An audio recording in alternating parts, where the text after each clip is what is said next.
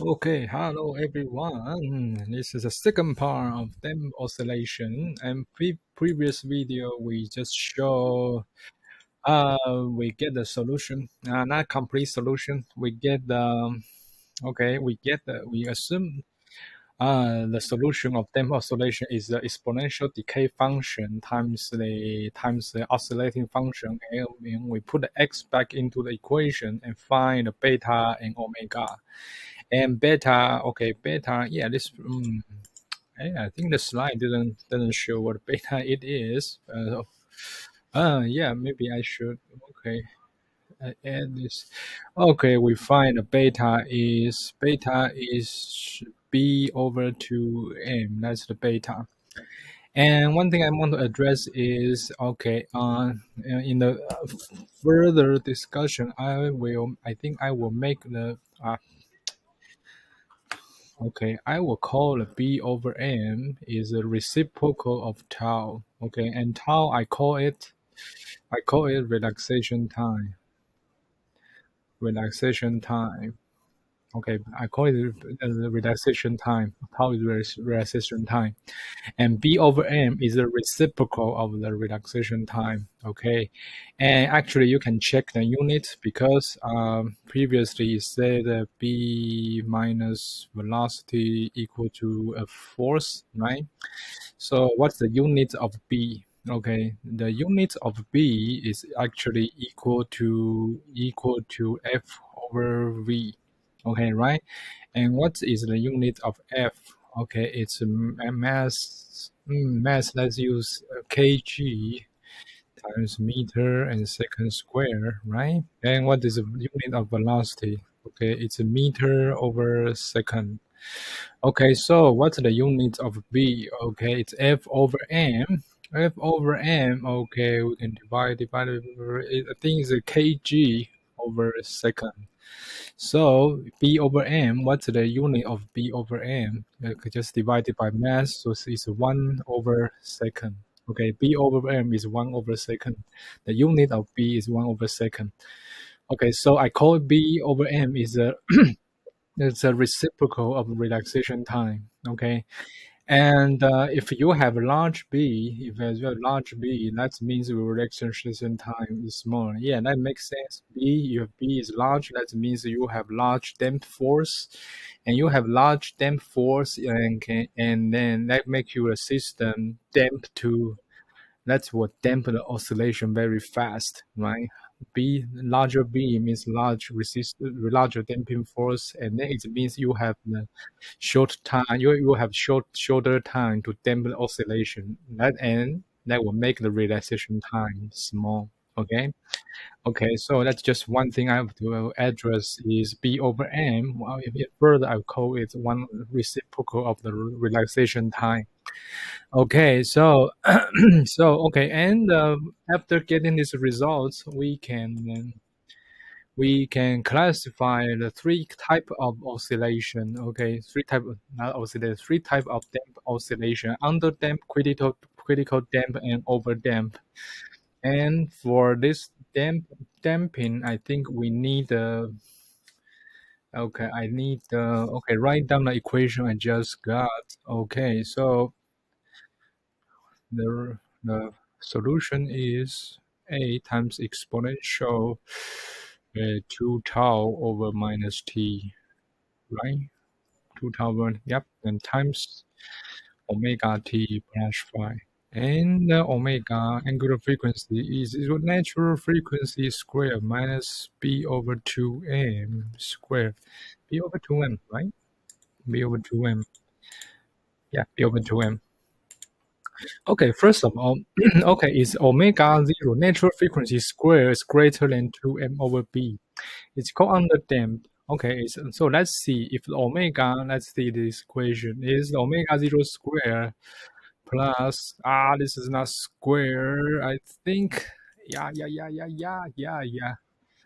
I'm sorry, I think it's just omega 0. It's just omega 0. Sorry.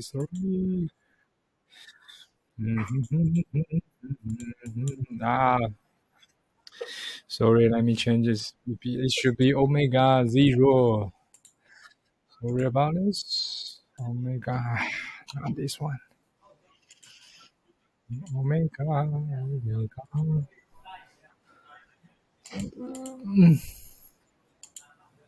Omega as 0. That should be, that's correct.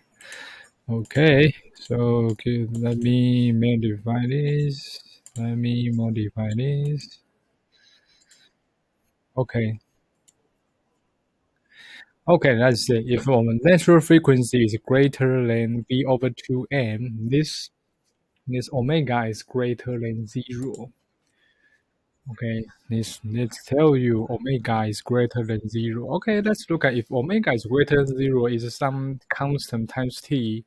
So it's just the exponential decay function times the oscillation function. Okay, right now we make the problem simpler. Let's just call phi equal to 0, make problem simpler. Okay, so you will have the exponential function 2 tau omega minus t and times the cosine omega t, and omega is greater than 0. So it's just the cosine function times the exponential decay function. So it will show a decay oscillation. So this is a blue curve. It's decay but still oscillating. You see, it's a blue curve. It's decay. Yeah, that's it is. That's decay, but it's still doing the oscillation.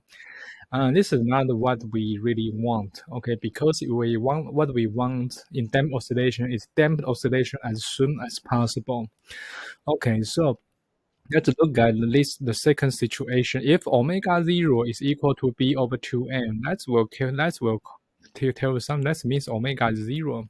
Okay, so the solution is very interesting. The solution will become xt equal to exponential. It's just temporary. Ignore the a. Okay, 2 tau over t times cosine 0. Yeah, because omega is 0, right? It's become cosine 0. So this is equal to 1.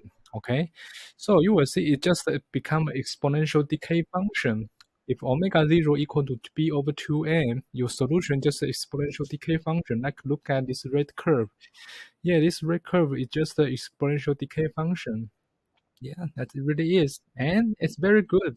Yeah, because it decayed.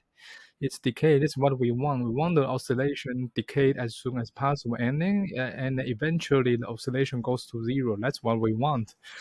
And this situation is called critical damp. Okay, critical damp. That's what we want. Okay. And the final one is omega 0 is smaller b over 2m. So this situation very very interesting.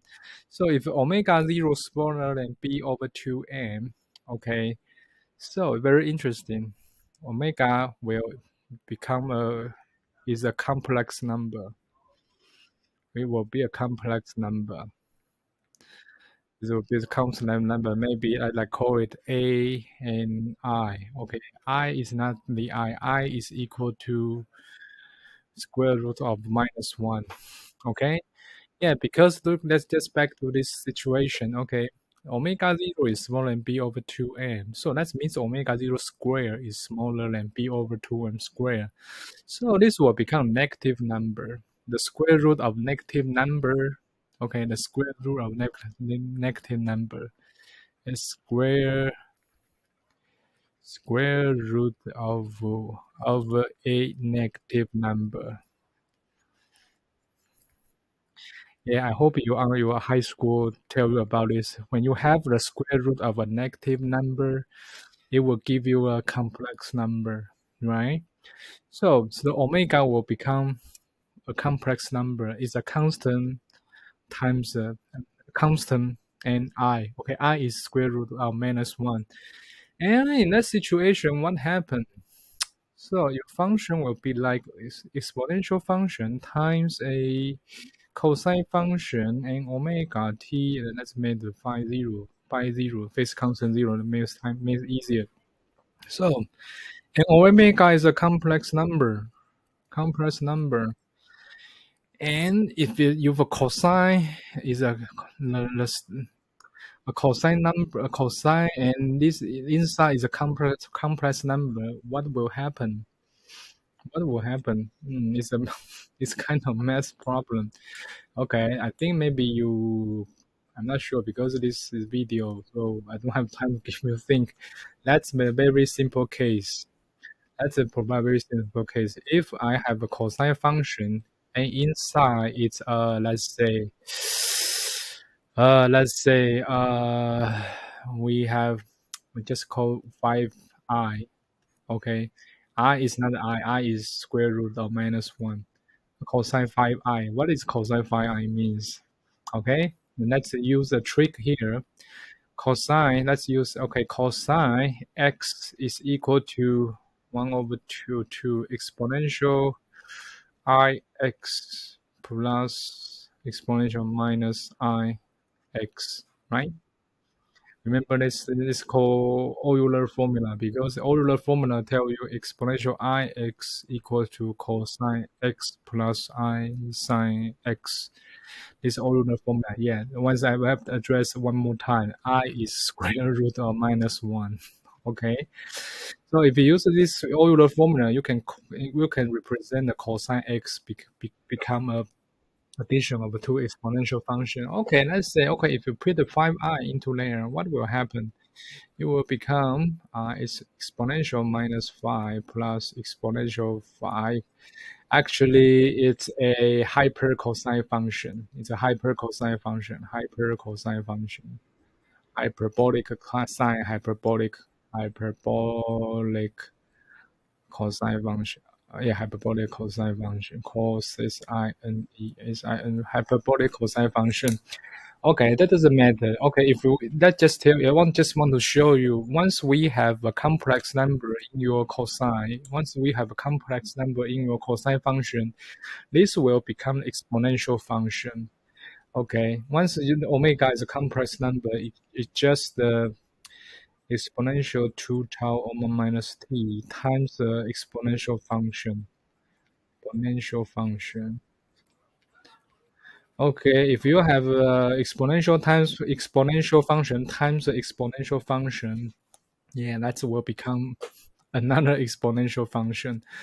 But we have a increased term here. You will see we have increased term, but this increased exponential function has an increased term, increasing term, maybe creasing, increasing term. Yeah, because when your omega is a complex number like this, you have a decay term, exponential -5. That's a decay term, and you have all at the same time you have exponential to the power 5 is an exponential. It's an exponential increased term, and you have increased term here. So if you do multiply with a decay function, yeah, you will see the black curve. Eventually, it will decay. That's true. Eventually, still decay, but it will take a little more time to decay to zero to dampen your oscillation. Because when your omega is a complex number, we have extra exponential increasing term here. So eventually, it will damp, but take a more long time.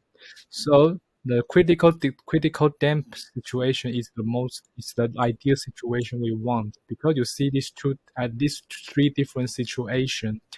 Only the critical damp it damp the oscillation with the shortest time. Okay, that's what we want. We want a damp oscillation as soon as possible. Under damp, no good because still oscillating. Over damp, yes, good. Still, eventually it's good, but it's taking a little more long time. Okay, that's 100% we want. We want a critical damp. So you have to tune your system, especially tune the parameter, damping parameter. You have to tune your damping parameter. Let your B over 2 and very close to your natural frequency of your system. In that particular situation, you have critical damp. You will dampen oscillation very fast. Okay. Okay. So this is the slide. No, this is the second part of damp oscillation. Just to tell you, we have from the solution of damp oscillation, we can have classify three type of damp oscillation. Okay, And the next video just show you a very simple example of the textbook problem. Okay. Okay. I'll stop that video here. See you in that video. Bye bye. See you in another video. Bye bye. Oh, yeah, how much time I spent? Oh, 15 minutes. Hmm.